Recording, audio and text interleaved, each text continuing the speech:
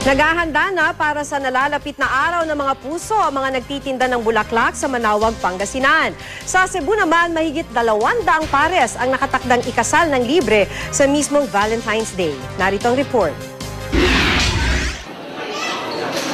Sa mga susunod na taon, 2 okasyon na ang ipagdiriwang ng 200 pares sa Cebu tuwing sasapit ang ika-14 ng Pebrero.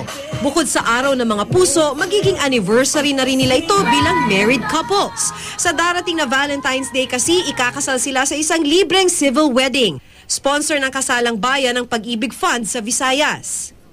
So amo nang gi-connect ang kaning importante kay nga pagpapakasal sa mga pagyud minyo, nag-ipon sila pila ka tuig, amo pod silang awhagon nga magpa-member sa Pag-ibig Fund because mo ensure po ni sa ilahang future.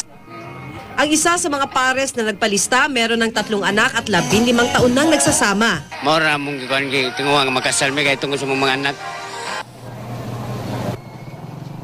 Ang flower stall owner sa Manaoag, Pangasinan, nag-aayos na ng mga bulaklak na ibebenta sa Valentine's Day. Unti-unti na kasing dumarami ang mga bumibili ng bulaklak.